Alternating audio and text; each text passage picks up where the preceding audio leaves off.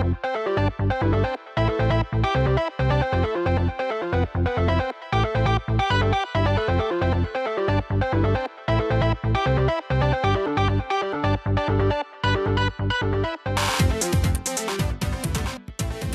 everybody, welcome back to the Graphic Multiverse. I'm your host Paul, joined with Rob. Hello there, everybody. And Chandler. Hiya. And I was just so excited to dive in and chat. I kind of forgot, hosting duties such as intros. Use it or lose it. Pretty much. No, I was going to talk to you guys about this past week. Oh God, was it? I since lockdown and COVID, my concept of time is like bananas. And it's kind of like Dr. Manhattan. I feel like I'm experiencing all at the same time.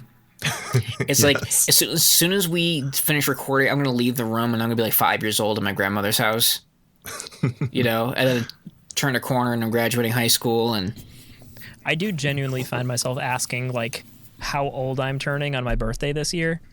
I'm just like, I know I'm in my 30s. Yep. But which one? Yep. Damn. No, I've been bad. Somebody asked me once, like, "Oh, how old are you turning?" I was like, "Oh, 28." And I'm like, "No, wow, that was such a big lie." I think 28 was the last time I was keeping count.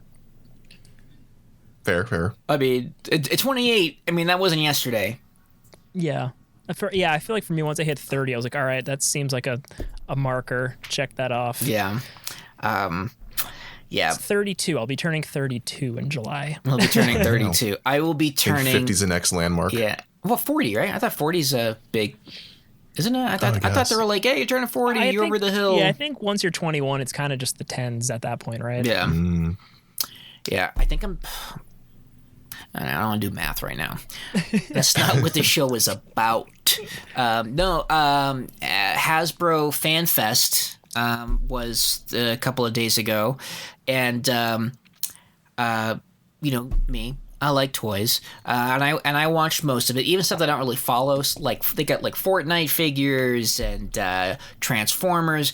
Not a big Transformer guy, but they had a pretty intense reveal via Kevin Smith and Jason Mewes, Jay and Silent Bob. It was a 19-inch Optimus Prime that transforms on its own via voice command or the app you can get. And it's bananas. Like, yeah, it's the truck, it transforms, and then it can transform back into the truck.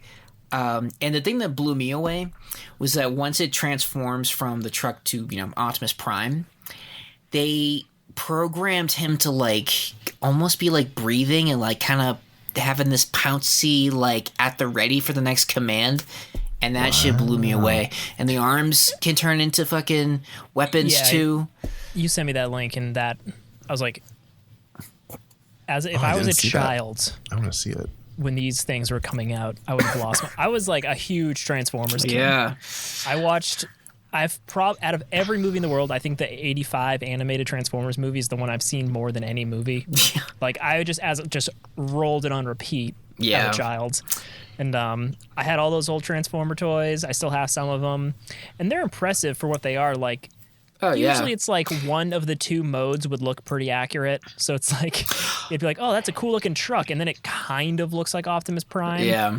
But now the fact that it just like, whoever they're hiring for engineers in the Transformers world are like so skilled because it looks just like the Optimus truck and then just like the Optimus robot. Yeah. And it transforms itself. It's freaking crazy. I love the sound effects.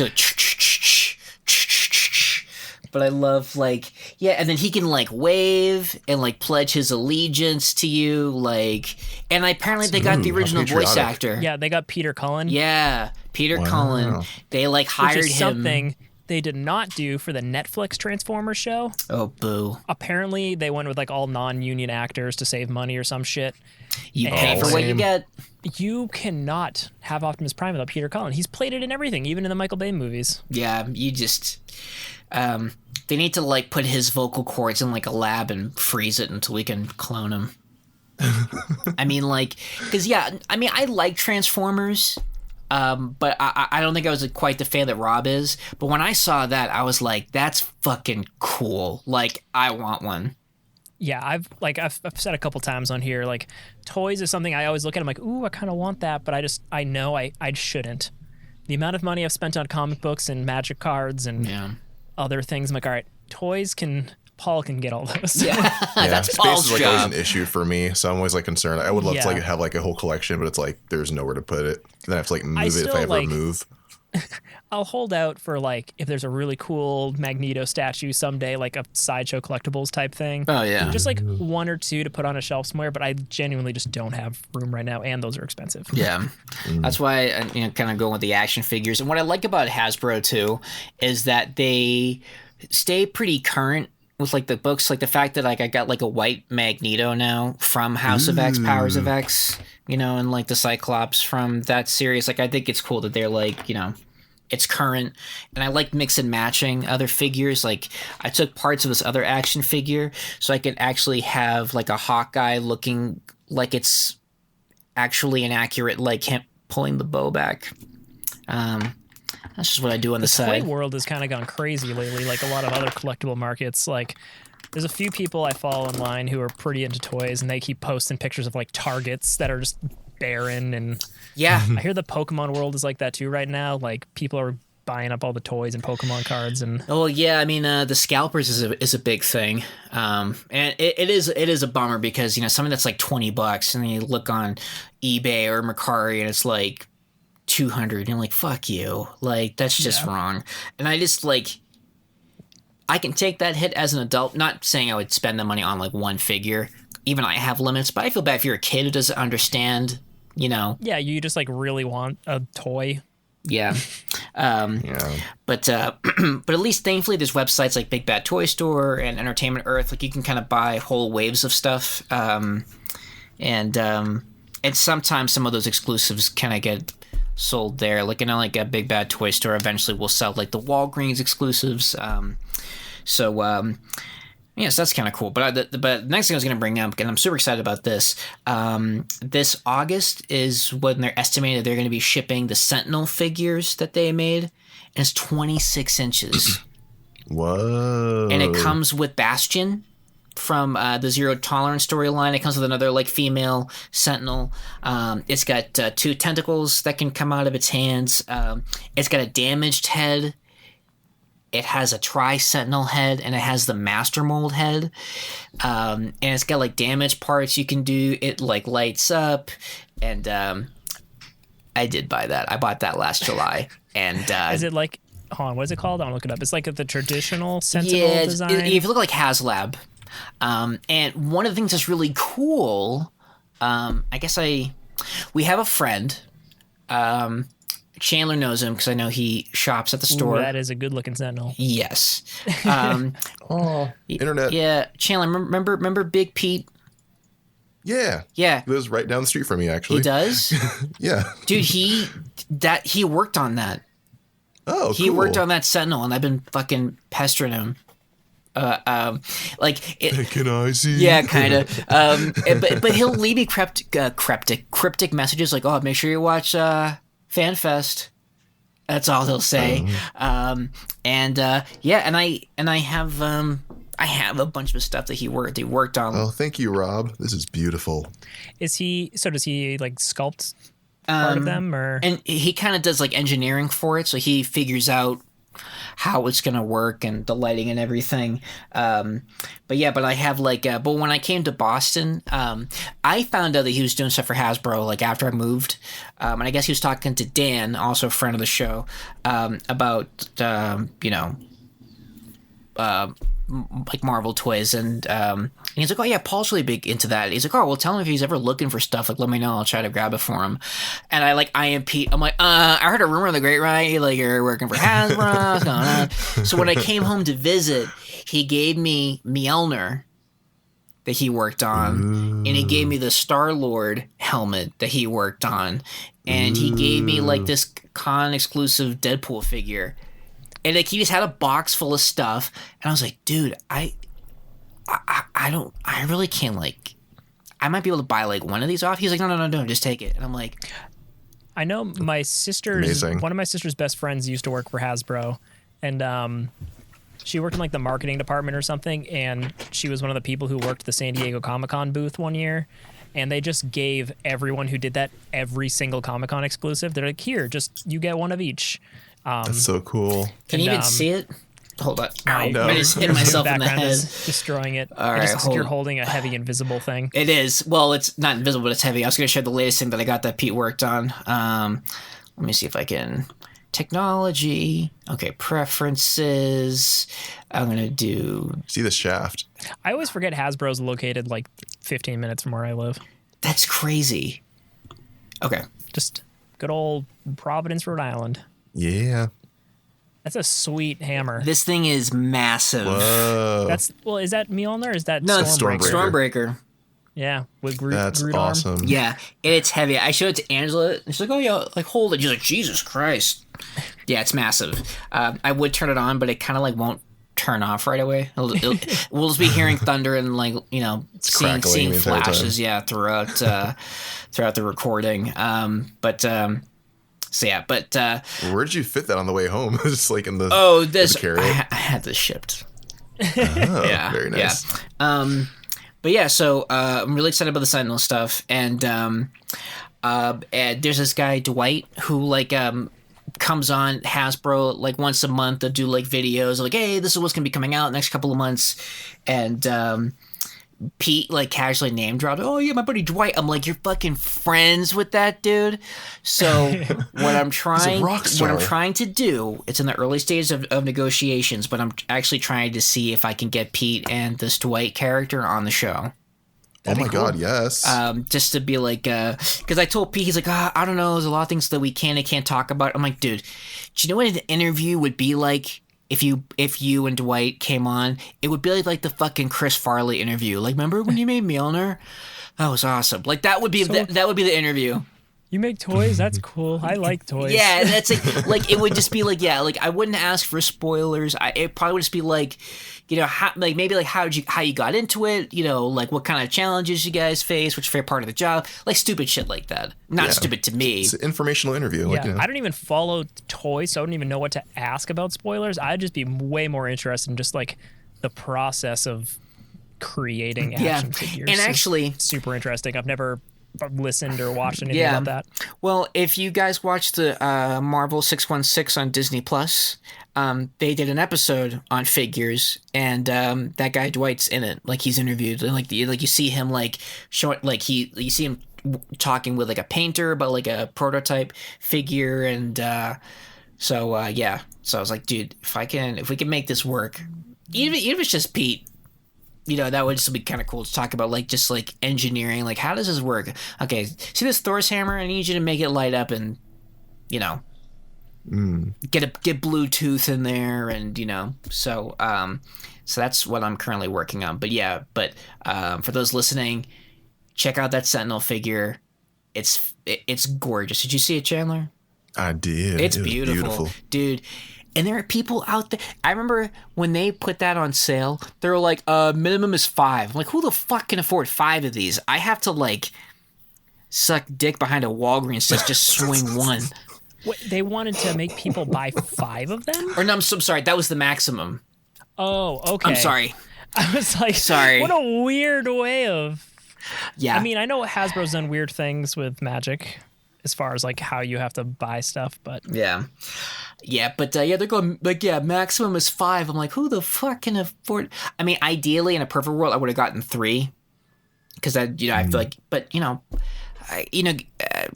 wait, sorry, how much is it exactly? It's $350. It looks like. Oh, that's not. I mean, for what that thing is, $350. Yeah, it's pretty deluxe. Like all the craftsmanship that went into that. Do you know how much that Transformer goes for? The 19-inch one that transforms on its own? Probably a lot. $700. Wow. And I mean, it makes sense. I mean, it does, but I feel like I couldn't live with myself spending that much money. I feel like the 3 for Sentinel. When you're on your deathbed, what are you going to regret? It's just like, oh, I wish I didn't spend $700 on this amazing action figure that made me happy. Yeah, because you can't take it with you, but you can't take the memories, provided you don't have dementia. But I mean, like, yeah, that's what Andrew said about the shield. I wanted that shield so bad, and she was like, listen, if you buy it, you will never, ever regret it. And she was so right. I have the thing by my computer for work, so I can just look at it and be like, yeah, this is rad. Yeah. People are like in the team chat, they're showing pictures of their babies. And I was like, oh, why is it a picture of my shield? This is my baby. Yeah. So, but yeah, toys. I think they're cool, and they're related to comics and such. They're collectibles. There's a huge fan base, especially for the toy photography stuff, man. It's crazy, like, what's out there. Like, and some of the photography is, like, fucking genius and, like, so well done. It's like... your photography is genius. Yeah, I was going to say, the only one of those accounts that I follow is yours. And it's pretty cool. So thank you. You guys are sweet. No, there are some out there, but also, like, there are some guys out there, like, this is, like, their full-time gig. I don't know how they do it. It was like, I don't know, it's like, my wife's a doctor, so I just do this all day. I'm like, son of a bitch. Angela got a doctorate. If they're really popular, maybe they could... get like affiliate links, so people they click through and they get percentages of stuff. I don't know. Internet money is weird. I don't get it. I'm bad at it. Yeah, I don't either. But it's a fun hobby, and so that was kind of like my pitch for the Sentinel. I was like, honey, listen, this is art. I'm going to use it. It will not go to waste, and we have to support Pete. Yeah. Great. This was after I bought it. No, I'm just kidding. I'm very up in front about that because Angela knows I'm a terrible liar, and I will crack under pressure. I'll be the worst spy. Like, give us the codes 79M4. I'm sorry. Just password. It's all just password. Yeah. Password. Yeah. Like, just like that. Like, yeah, totally cool. Just all lowercase. Yeah. So yeah, but yeah, I'm excited for all that stuff coming out. Yeah, and they just get better and better. The articulation, the paint, and everything. Like, what sold me on getting back into figures, because I was collecting for a while, but it was like the ankle swivel. Like, you can do these like dope power stances, and I was like, oh man. That's a new thing? I mean, not new now, but like when I started collecting maybe like 7 or 8 years ago. Like a lot of the toys would just kind of have the up down, like the flap, Oh, okay. Yeah, it makes sense. Yeah, the flappy foot, yeah. When I think of the cool figures when I was young, it would be like articulating knees. Yeah. They could like crouch. That's, I don't know. Yeah. That's sort of like the Power Rangers with the swiveling heads. Yeah. Oh my God, Hasbro. I'm not a big Power Rangers fan, but the toys they were showing some stuff at this fan con, and oh my God, I was like, I would be in fucking trouble. Because they do army builders for like Rita's henchmen and shit like that. And it's like, oh fuck, forget it. It would be game over. What are army builders? And so basically, like, what they do now is, so they'll make like a Hydra soldier. And you can just buy a shit ton of those. So you can make like just a squadron of fucking. That's so cool. Yeah, so it's a smart way to print money for Hasbro. Yeah. Like because they did one for Hydra. First it was just like a Hydra figure, and then they made like a 2-pack, and they were hard to find because everybody was buying a shit ton of those. So now you can go on to the Hasbro website, and yeah, you can buy a shit ton, and they're actually discounted because usually the figures are like $20, but you can get them for $14. So far they have Hydra and AIM goons. They just released the hands. You can get hand ninjas. There's rumors that there might be like some shield agents you can get. Cool. So yeah, and it's like, because that was what I always wanted as a kid. Like, I mean, yeah, it's cool to have like Penguin and the Riddler, but like, can I just get like the run of the mill goon for Batman to punch like on a slow night, like somebody robbing a bank in a ski mask? So. Yeah, it's like, the ambiance, the background. Exactly. Chandler gets it. So does Rob. I know Robbie gets it. I get it. Yeah. You want to get a bunch of putties for Power Rangers. That's...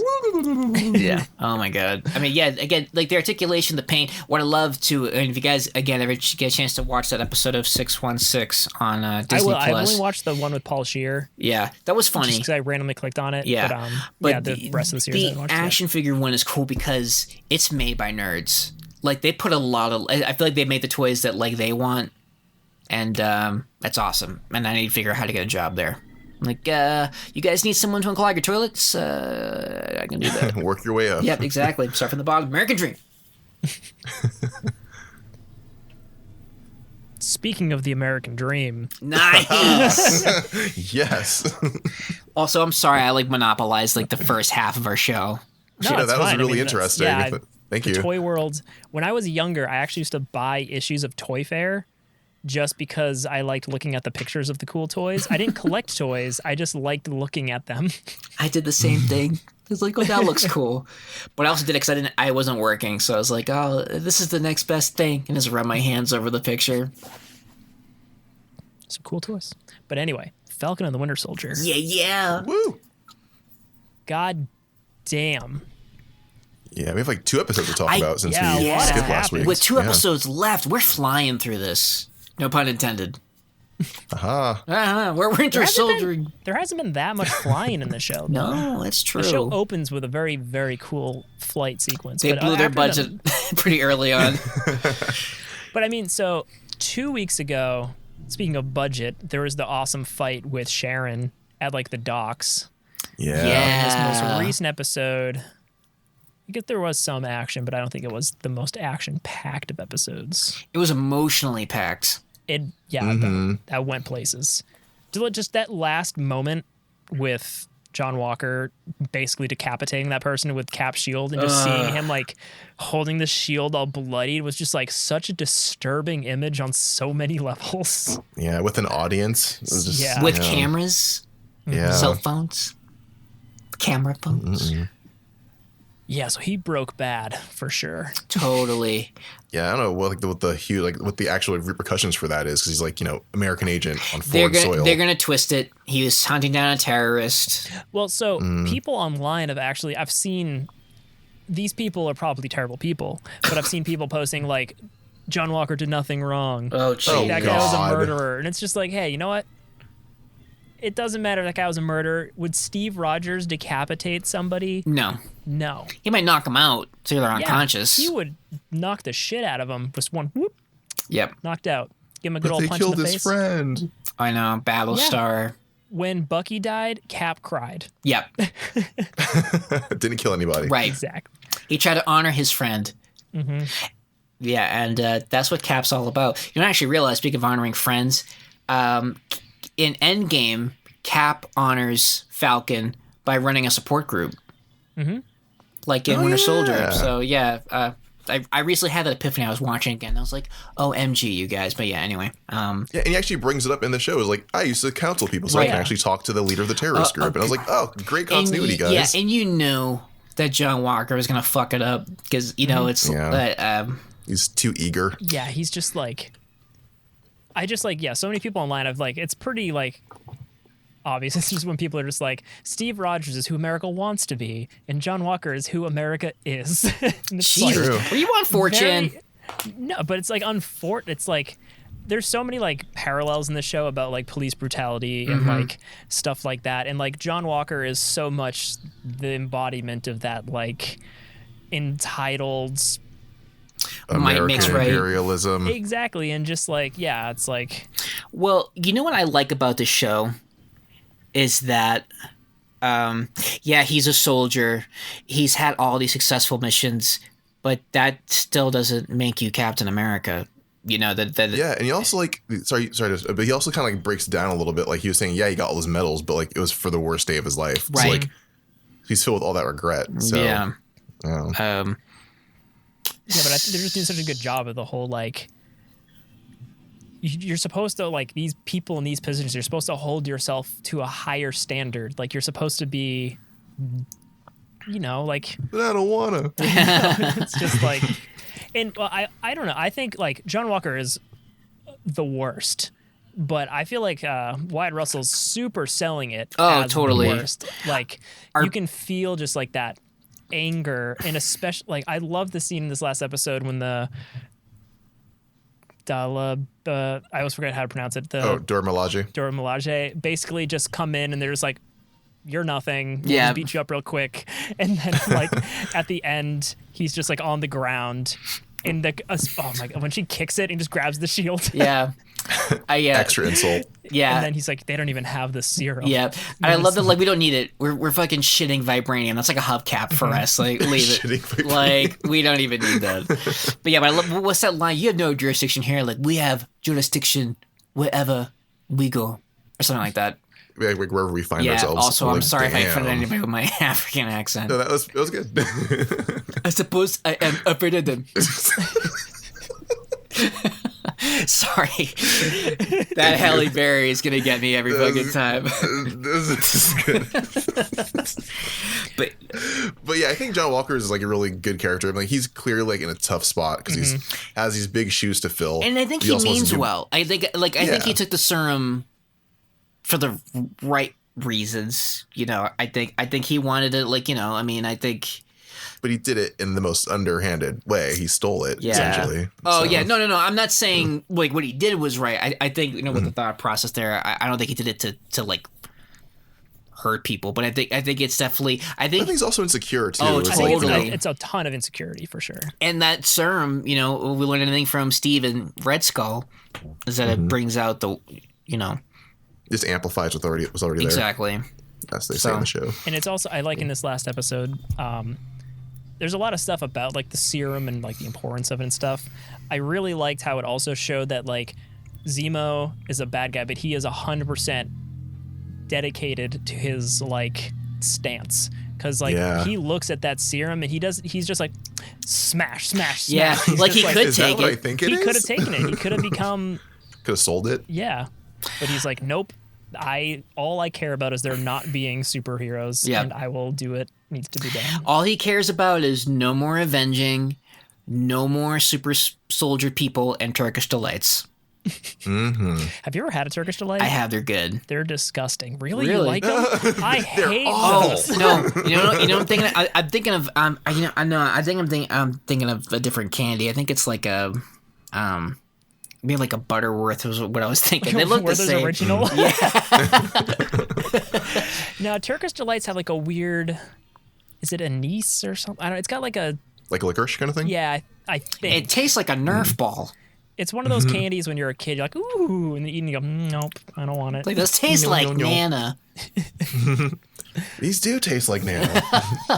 But yeah, we need to talk about Zemo because if you think about it, I think. Just me, Zemo is the most successul villain in the MCU. I think he's the one guy that actually achieved his agenda. You know, he accomplished it. Lasting impact. Yeah, I'm gonna bring up the Avengers. He did it, and not even time travel can undo that. He is that girl. He is the moment. Dance moves and all. And I think in this show they're trying to make us think Zemo is not as bad as he is by having him play along with everything. By having they try to make him endearing when he's like a total piece of shit. Exactly. But then like there's moments like this where he like just comes out with a gun and he smashes the serum. And you're like, and then he escapes, and you're like, so he's like said that he just wants to erase the super soldier serum. So that leaves all of the Flag Smashers, it leaves Bucky, and it leaves Isaiah Bradley. So I wonder if he'll like try to take out Isaiah or something. Or I feel like next episode it's gonna kind of bring back that, like go back to Isaiah. Yeah, I hope so, because I haven't seen as much as I want, but again, I mean, we got like 2 hours left. It's like a movie. I know the writer of the show has said episode 5 is like the emotional peak of the show. More so than last episode? Yeah, so he, in an interview, he was saying like episode 5 is where like you'll cry, or like it's it's like the powerful episode. And then he also said episode 4 people might like for like the action aspects of it, but so I don't know. I wonder if they brought in Isaiah, they got to do something more with him. Yeah. Got to get justice for him. They made the serum from his blood, and if there's only that left now. Yeah, the Power Broker's probably going to be after him, so. Yeah. Oh, God, so stinking good. And I just cannot believe that we're like 2 episodes away. We don't deserve this. I think even that opening scene with Bucky and Wakanda, Oh, that was good. great. Yeah. That was really good. This last episode was amazing. I think that last episode is probably my favorite of the series so Yeah, it had far. hit so many notes. It Well, was great. you know what I like about all the shows is that it's just tying up loose ends. You know, because we haven't seen Sharon Carter since Civil War. We've had 2 Avengers movies and like no mention of her. If she got dusted, if she didn't get dusted, you know. So it's great that they brought her in. We know what she's been doing. You know, been on the run. So that felt kind of like, you know, even if she stays in Madripoor doing what she's doing, I feel some sense of closure for the character because, you know, she's all right. She's all right. Yeah, I was seeing what she's been doing. She also kicked some ass. Oh yeah, and she's like super connected and like, has like satellite friends. It's great. I've seen some theories floating around on the internet that Sharon is the power broker. Ooh. I don't want to believe it. Yeah. But that's spicy. Yeah, it is. It kicks. Spicy meatball. It kicks.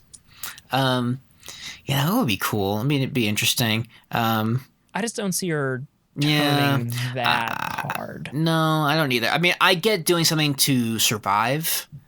Hopefully, Yeah, like selling stolen paintings and it's like, whatever. Like the power broker hasn't like outwardly done anything that was like super like, you know, didn't like kill anybody. Really. that we know of. True. Right. I mean, like, you know, but like. Although it looks like he was trying to kill some fucking people. Sharon straight up killed a lot of people. Yeah. Yeah. Well, you know, but who knows? Maybe this might wrap up with Sharon getting a pardon, the way that Bucky got a pardon. You know, maybe Sam's maybe Sam as the new Captain America will, you know, pull some wings and you know, take care of Sharon. Yeah. Ruffle some feathers. Yeah, I'd love to see kind of more of her because one thing those movies haven't really addressed is like, I guess anything that Agents of S.H.I.E.L.D. was doing, like did anything rise up after the S.H.I.E.L.D. fell apart? You know, it'd be kind of cool to see Sharon, even if she's like an FBI agent, like just doing. Yeah, let's see like her CIA adventures. Yeah, with Jimmy Woo and going on adventures. If I can support that.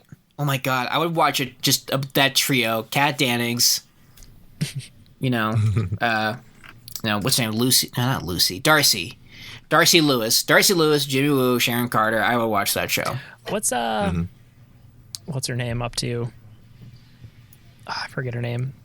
She was the head of S.H.I.E.L.D. in the comics during Civil War. Oh, Maria Hill. She's in the movies. When did we last see her? She was a Skrull last time. Far From Home. Oh yeah, okay. She wasn't that. Yeah. But she was a Skrull though. Oh yeah, that's true. So maybe she was in space Secret with the real Invasion? Nick. Yeah. She'll probably be in Secret Invasion. We'll then. find out. I've seen some things online. People were saying that maybe Bucky at the end of this just goes to live in Wakanda because that's the only place he's known peace. Will they welcome him back though? He kind of burned some bridges there. Maybe. Well, maybe we'll see how this pans out because maybe how this pans out because for all we know, what if once they use Zemo, maybe Bucky hands him, maybe Bucky brings him to Wakanda and he's like, all right, I'm going to stay. And like, all right, that's cool. You brought us Zemo. You can stay. Yeah. There has been a debate online, like, you know, was like the Dora Milaje justified in disabling Bucky's arm and, you know, kind of. I mean, he was getting in their way. It's not like they killed him. And Zemo did kill their king. You know, I mean, I get it. I mean, it was understandably upset. Yeah. So, and I feel like there was enough kind of trust between, you know, Bucky and the Dora Milaje where they're like, okay, like you got 5 hours. I'm giving you 5 hours and that's it, you know? Right. So who knows? There could be some wiggle room. As diplomatic as they could be. Yeah. Yeah. Another thing I like in that scene is like when they come in, Bucky and Sam are both just like, shit. And then like John Walker's like, what are you guys doing here? And there's like, yeah, you probably shouldn't mess with them. Like, like you see us doing anything? Good. No, we're chilling. It's like, and then at the end, John Walker's like ashamed. And then like Bucky's just like, shit, I didn't know they could do this to my arm. Yeah. I'm just glad he could. Yeah. Pretty much. Oh, black girl too. Oh, jeez. Now, foreign black girl. Yeah, everything right. he hates. I love how he called them pointy sticks and then got proceeded to get his ass beat by those pointy sticks. Yep. You know, I just hope, love that scene where she kicks the shield and grabs it. Oh yeah, it's such like a Steve Rogers way. I hope people are being nice to Wyatt Russell, because I saw something online about, like, you know, you can be mad at John Walker, you can't be mad at Wyatt Russell. So I was reading an interview with him. He seems pretty okay with it. It's like he's glad he's able to bring the character to life and get that reaction. So I feel like that's the goal, though. Like, I think he's doing an amazing job at that, because the more you hate John Walker, the better he's doing, probably. Exactly. But I guess the more you hate him, but you also like understand him. It's like the Joffrey dilemma. Yeah. Wait, Joffrey had a dilemma? Well, everyone hated Joffrey because his actor was so good at it. Oh, I see what you're saying. Yeah. I thought, like, Joffrey, yeah, you hate Joffrey, but we get where he's coming from. It's like, nuh-uh. No, he was never right. Yeah.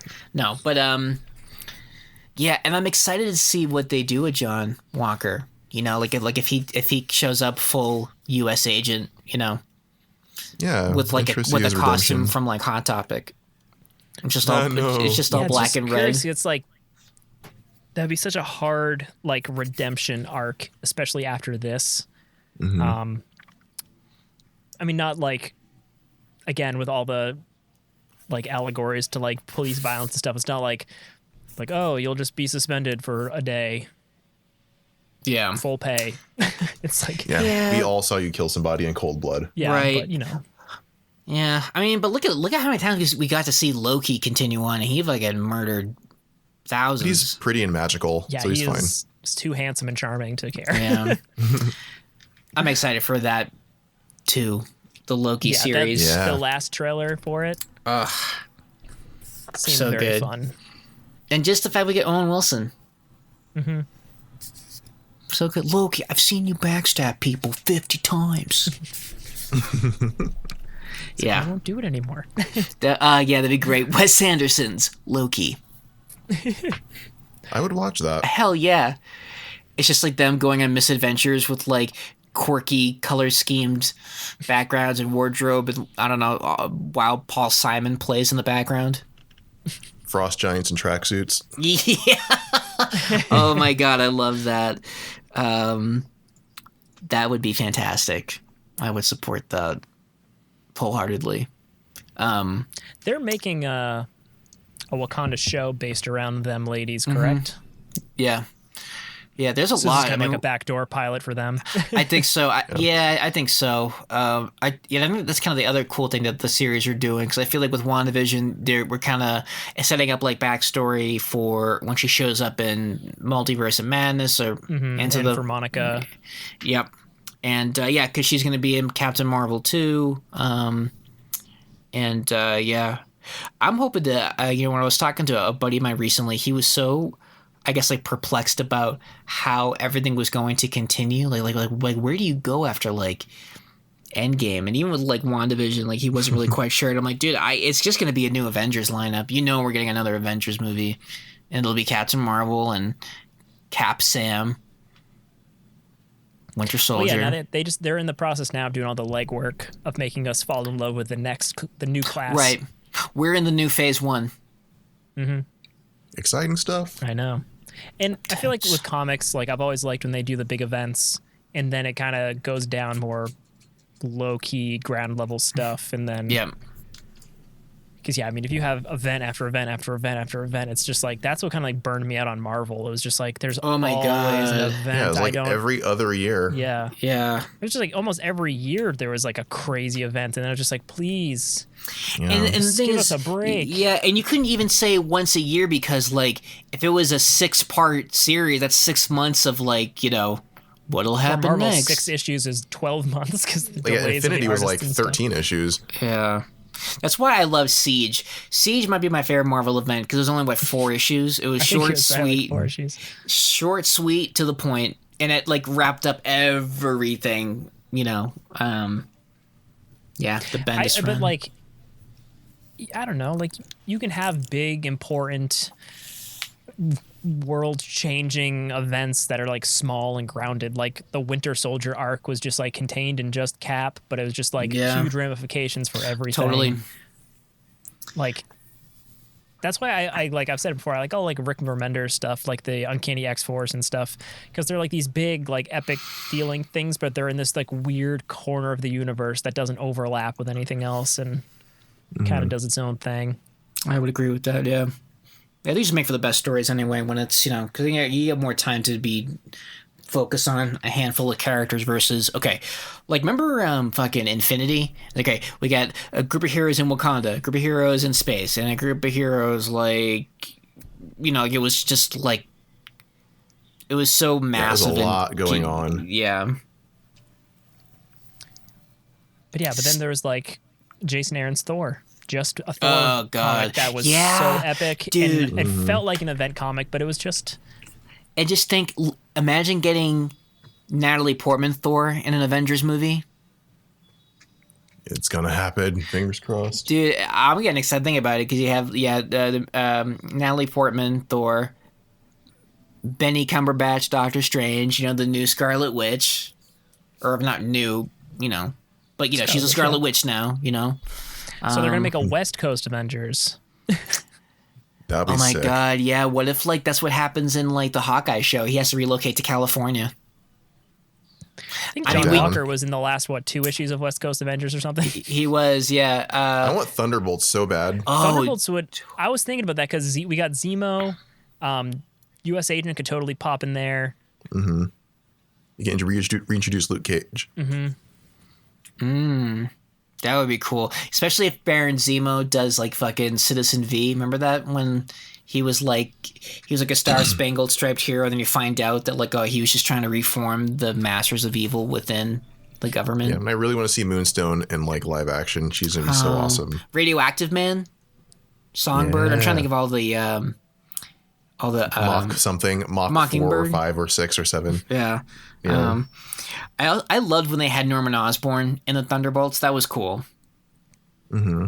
That was the era of Thunderbolts that I read some of. Yeah, that was fun. But yeah, man, Thunderbolts could be really cool, especially if they, I don't know, don't do it. We need a Black Ops team. Yeah, that'd be really nice. Yeah, yeah. As long as they just don't make it like Suicide Squad, we should be good. Mm-hmm. I can't picture Marvel going quite as far as Suicide Squad appears to be going, so that'd be good. Yeah.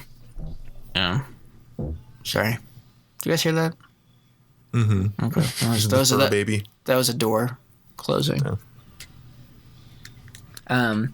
And I'm just trying to think. I had something on the tip of my tongue and I lost it.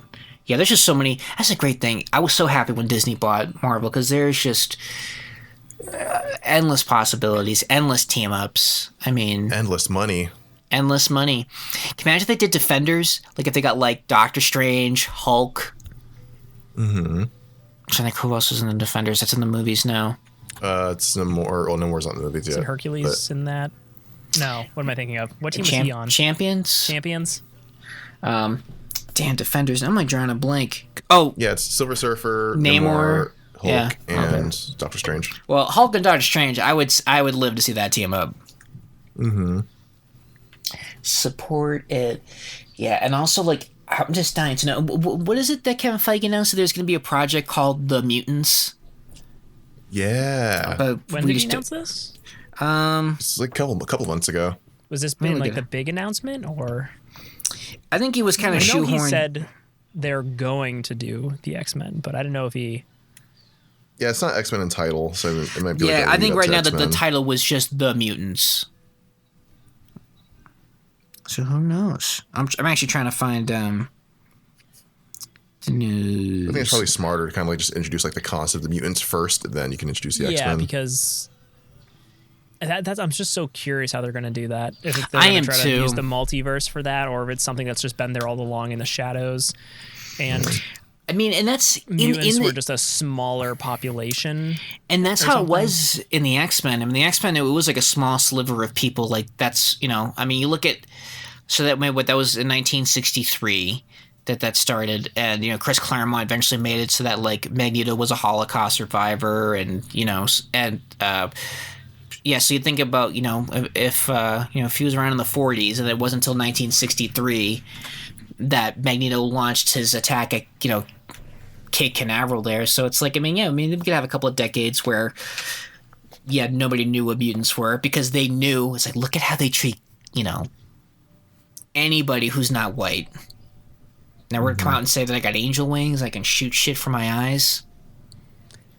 Yeah, I mean, they could totally, because even in like the first Bryan Singer X-Men, mutants weren't just like everywhere. It was just like a thing that was just starting to kind of. It was enough like to get hiding it too. They were hiding, so. Yeah. Well, but it was enough to get Congress involved. Because I remember with because she's giving that speech before Senator Kelly, and so I think it's like I think it would be great. Did you guys ever watch the X-Men Evolution cartoon? Mm-hmm. Mm-hmm. One of the things that I really loved about that show was that nobody knew what mutants were until season 3, when they have like a fight in the street with a Sentinel, and like there's media coverage, and they're like, what the fuck's going on? Who are these people? How do they have these powers? Like, that's when the world learned about mutants, and it wasn't until season 3. Mm-hmm. And that'd be kind of cool if they kind of went in that direction, where like, just like hiding in plain sight. Yeah, and then something happens, and like, oh fuck, well, cat's out of the bag, or the cat phased through the bag. That's a really bad Kitty Pryde joke, but you get what I'm saying. Yeah, I'm down.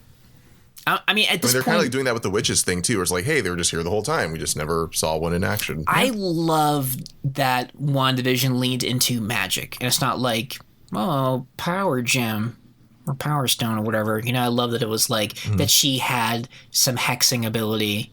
She had the hex factor before she got the gem. Aha. Yeah. So I don't know. I'm just excited. And there's so much stuff coming out. I'm very excited. Yeah, did anybody catch the let's just switch gears for a second, but the Godzilla versus Kong movie? Not did. Yet. I can cover my ears if you guys want to talk about it. There's nothing to spoil. They fight each other. Okay. Yeah, I mean, King Kong is the most engaging part of the movie. He's the best character. The humans are all completely useless. I want them to make a movie where tradition. I just would love them to make a movie where there aren't human characters. They can be in the background, but I would totally, because the CGI looks amazing. And King Kong is basically a human. Like, he's smart. He just doesn't speak English. Like, right. He could carry a movie easily.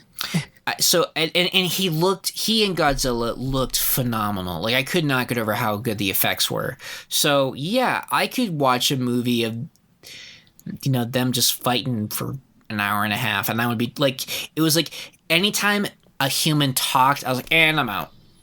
Yeah, don't give a shit. Don't care. And they're like just shoehorning all the characters that were in like the other Godzilla movies in, but they sucked in those too. And I was just like, all we want to see is Kong and Godzilla punch each other, and when they do, it's great. I think that movie also would have been a lot better to see in a theater. She made a pay-per-view. Yeah, basically, but just like watching it at home, I just feel like it was impressive, but like the scale of it is lost, I think, a little bit on like a 55-inch TV. Oh sure, yeah, and with the surround sound, yeah.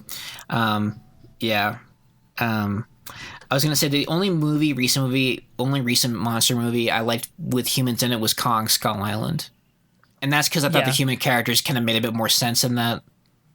I keep seeing the same clip online where that guy like has the grenades and gets like slapped into the mountainside. Oh man, so good. Well, on the same topic, I watched Shin Godzilla today, which was it's a 2016 Japanese Godzilla movie that came out. Oh. Directed by, I forget his first name. I think his last name's Anno. Basically the creator of Neon Genesis Evangelion. And this movie, it's like Godzilla is not a character. It's all about the humans.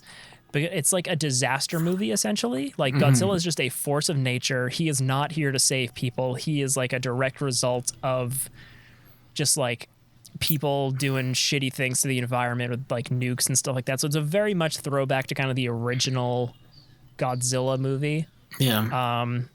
But it's like, I feel like if I was Japanese, I would get a more of the like commentary specifically, because there's a lot about just like Japanese bureaucracy, like everybody has to get permission from 30 people before he can do anything, and because of that, Godzilla like destroyed more shit and stuff like that. Oh man. But it's like tonally, it's like very serious and like very scary at times too. Just like the way they portray like being on the ground during like Godzilla being there, it's like terrifying. I want to see this now because that sounds like a movie. Yeah, I would. right. I Where'd you watch it? It is like I was like on the edge of my seat. It is. Ooh. The design of Godzilla is very interesting. It's like he's very like grotesque and weird looking, and you can tell the budget of this movie was probably 1/100th of like the legendary movies, but they make it work. Like the destruction, yeah, no, I recommend it highly.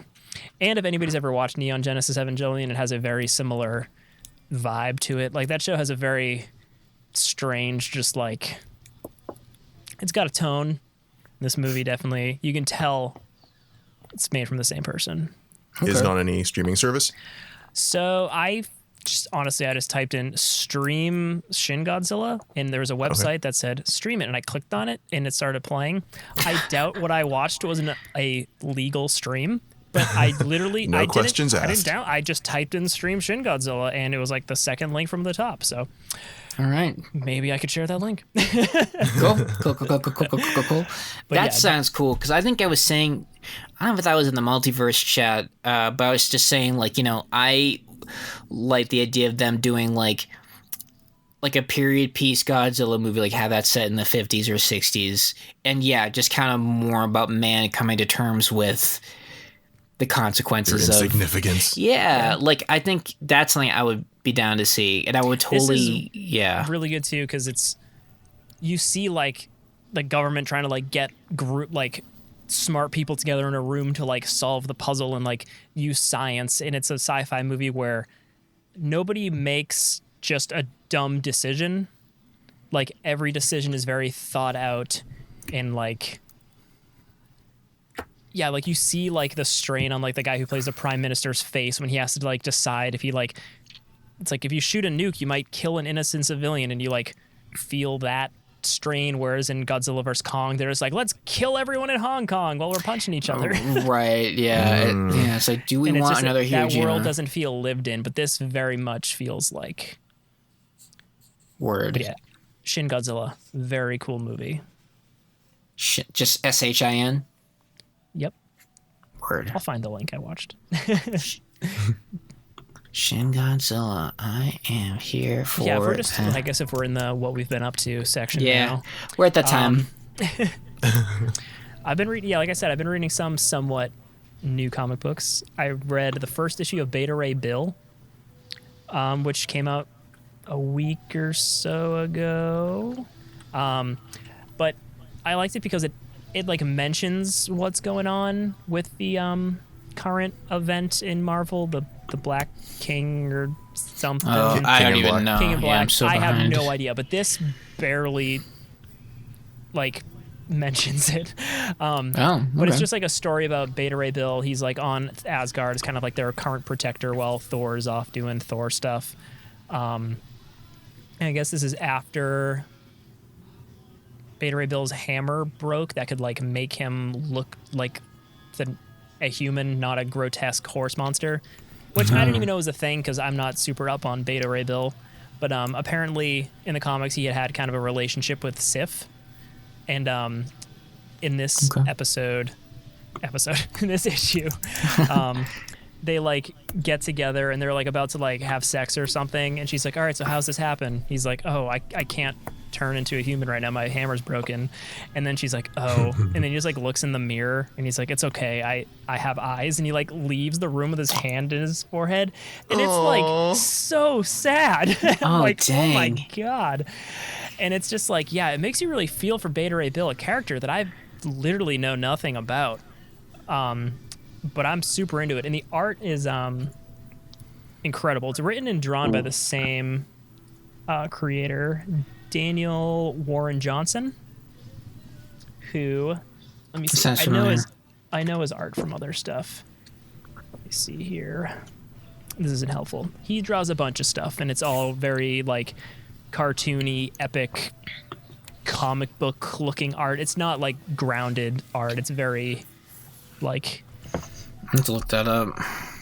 It's really good. But yeah, so Beta Ray Bill, very good. Recommend. I've read the first 2 issues of Noctera, the new Scott Snyder image book.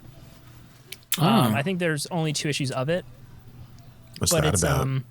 Basically the simple plot is randomly, like 30 years ago, the world just became dark. Like the sun went out, the stars disappeared. It's very Scott Snyder. It's very Scott Snyder. And then basically if you're like out in the darkness for too long, it like mutates you and you become like a monster. Whoa. And then this takes place like in the 30 years after the initial event, and the main character's like a truck convoy driver where they like try to get from like hub to hub, and these like hub cities are basically just like places with a bunch of light bulbs and stuff because they keep the dark away. It's kind of cool world building. The art's I think it's Tony Daniel does the art. Yeah, Tony Daniel's the artist, so the art's really nice. Kind of cool concept. Didn't love it as much as Beta Ray Bill, but I would check it out. It's cool. All right, put it on the list. Yeah. And what else did I read? I read Silk #1. There's a new Silk comic. It's like the 5th volume of Silk. I don't know. They rebooted it so many times. The only thing I know about Silk is from Spider-Verse. She was introduced in Spider-Verse, right? Original Sin. Okay, that's right. Good call, Chandler. That's right. She was, because that's when they revealed that, like, oh, she was also bit by the same spider as Peter at the same convention, right? Something like that. It was like hiding in a bunker for like her life. It was But yeah, it was kind of a fun comic. I don't know. She works for J. Jonah Jameson, of course she does, because she's like Peter. But he likes her, which is different than Peter. So that's funny. Yeah. But yeah, Beta Ray Bill and Shin Godzilla. 2 things. Yeah, everybody check out. I just looked at a clip on iTunes. It looks pretty dope. Yeah, I'll send a link. Okay. Thank you. Chandler, how about you, man? What you been reading anything good? Watching anything good? Yeah, I'm caught up on Attack on Titan, the anime. Did they reveal anything yet? Yeah, they kind of came at you really fast because like for the first 3 seasons, it was all just like it was super decompressed. Like the mystery introduced in like the first couple episodes, like the main character's like basement had all these secrets that didn't get picked up back up until like episode like 53. Jesus. So like then once that happened, then everything really started going at a nice clip. So we got a lot more world building, a lot more like who the real enemy is, and now we're just kind of at a bit of a cliffhanger for now we're just waiting for like the second half of the final season. So yeah, it's good stuff. Can we talk spoilers with this, Rob? Sure. If I ask spoiler questions? Oh, go for it. Okay. Spoiler alert, listeners, for Attack on Titan, the anime. Yeah. So, are the Titans man-made? What's up with them? Or do we know? Like, what did we learn in the basement? Yes and no. Okay, yes and no. So, the Titans are... Okay, so all the main characters that you see that live inside the wall, that they're actually a separate race of people called... they're called subjects of Ymir because this person named Ymir... millennia ago the legends say that Ymir made the pact with the devil in order to get the Titan powers, and then when she died, her powers went out into the race of, they're called Eldians, so they went out into like their race of people. So everyone in that race has the ability to turn into a Titan, but they just don't know it. But what we learn is that the people inside the wall are actually a part of a like closed off subset of the race, and like the rest of the race is on the main continent. And on that main continent, they're essentially like Jewish people, like in like internment zones. And like they're like, openly discriminated against, and they're like used on experimentation, and they get turned into Titans. And so all the Titans that you see in the beginning are actually like cast-offs from the main continent that were turned into Titans to go and kill the people in the walls. So it's like the people killing their own people. Okay. So it's kind of like messed up. And then, so they eventually find out that, we're actually like a part of this bigger race, and we're actually being treated like shit. So we should probably kind of take our power back. And that's kind of like what the last season's about. And that's what was in the basement. Yeah, the basement basically revealed that we're a race of people called Eldians, and we have the power to turn into Titans. And that was kind of the big secret reveal. Interesting. Never would have saw that coming. I know, me neither. It went completely left. I had no idea we were going there. Yeah, because I thought I don't know. I mean, I don't know. I mean, sometimes I like to like theorize or like, oh, this is what I would do. But with Titans, I was like, I don't know why there are these giant naked people attacking a walled up city. Yeah, they're transformed from regular people. Yeah. I've only ever seen the first episode of the show, so I don't know anything. All my memory of that show is just like really dramatic music and people going like, ah. Yeah. That's cool that you stuck with it, Chandler, because I've really wanted to like. I think for a period of time, like I did like it, but sometimes it just felt like a lot of work to get through. Yeah, if they just like tightened it up a little bit, it would have been fine. But like they just they just dragged everything out. I was really like surprised. Like I was watching like season 2 or the beginning of season 3, and like in universe they were saying, "Oh my god, it's only been 4 months. Can you believe it?" And I'm like, "What? I've been watching for like 40 episodes. It's only been 4 months." Jesus Christ. Yeah. 10 episodes is a month. Yeah, it's crazy. Yeah, I don't know. Yeah, I kind of wish that they wrapped it up while kind of like what struck while the iron was still hot, because remember it was so big, and now that it's ending up I feel like it doesn't have the same intensity that it did but 2012. It kind of dips. I mean, also because like they kind of lean out of the survival horror and it goes more into like military intrigue and military like war affair and all that kind of stuff, so like it just kind of shifts genres, so that's kind of probably why it dips in quality a little bit. Got it. Interesting. Anything else watching? Oh, yeah, reading? sorry. I've also been continuing the X-Men line. I've been finished the second volume. So it's like the first volume of New Mutants. So New Mutants has 2 writers. One is Jonathan Hickman, then there's Ed Brisson. Yes. So they're kind of like doing alternating issues. So they were collected in their own trades. So I just read the Ed Brisson trade. It's not bad. But it's not really great either. I mean, I like that they kind of give a spotlight to like the lesser known, like younger mutants, but like it's just like not super interesting. But there was some really cool art in one of the issues, so I'm like, all right, this is like a nice little like spotlight kind of like series, marquee series. That's pretty cool. I remember reading. Sorry. No, good.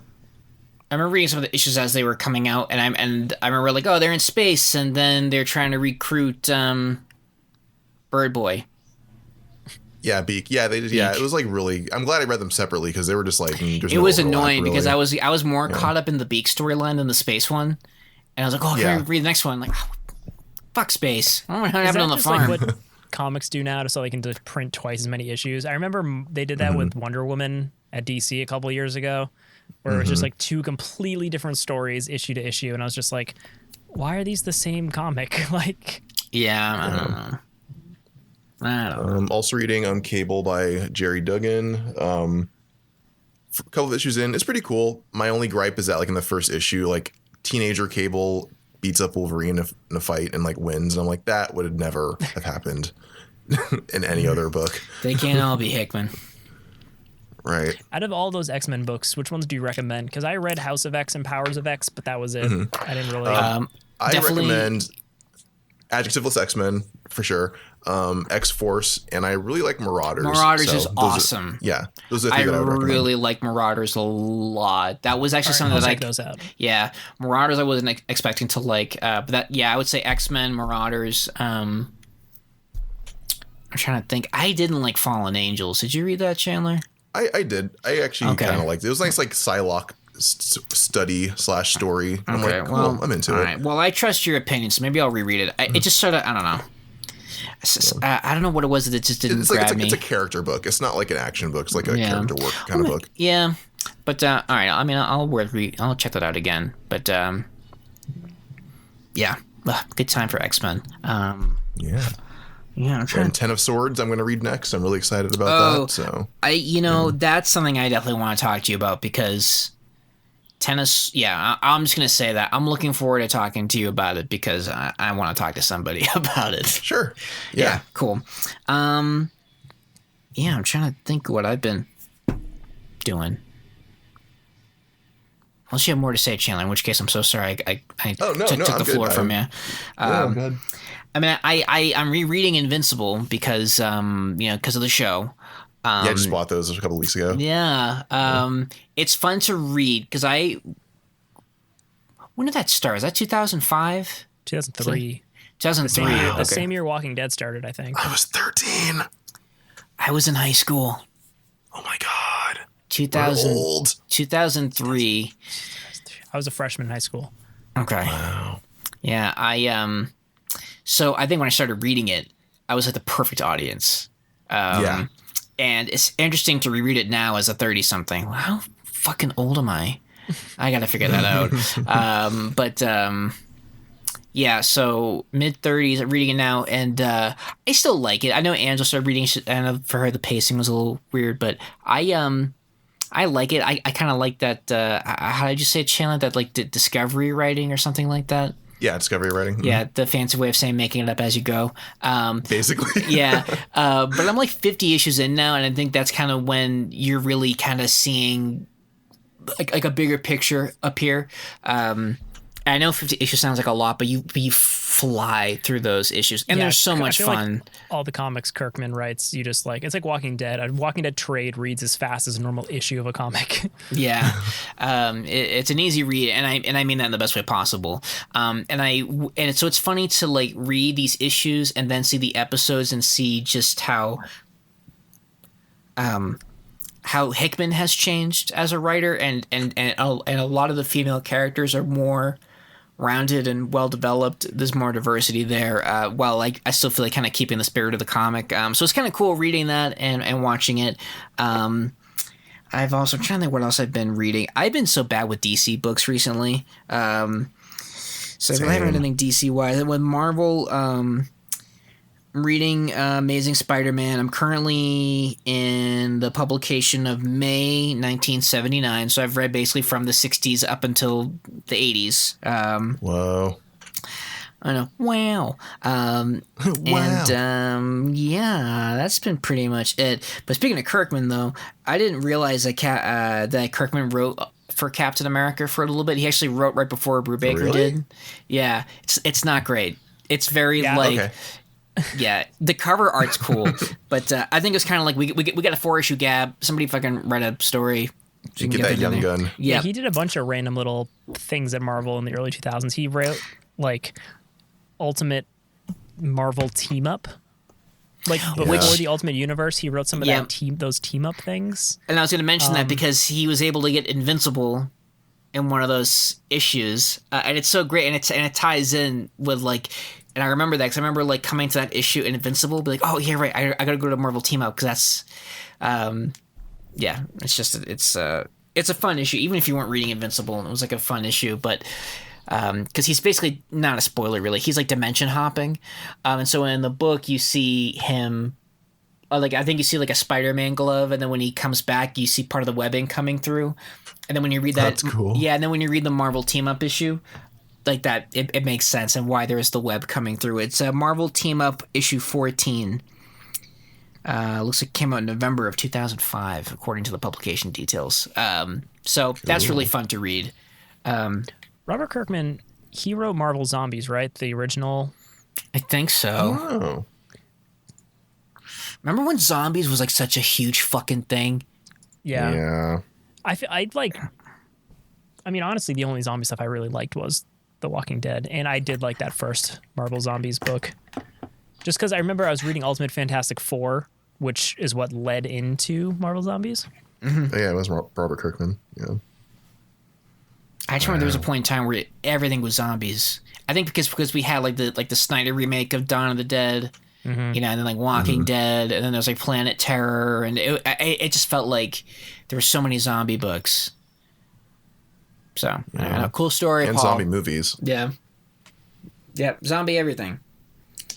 So, yeah, I feel like I've been doing something else, and I can't think of anything. Like I said, time is moving so fast. I finished Dark Tower a couple days ago, the first one. So, once everybody's ready, we can do a book club about it. I can finish by next week. Cool, yeah. I mean, I'm ready whenever. And I'm excited to hear your thoughts because, like I said, I'm sorry, I get so emotional talking about Stephen King.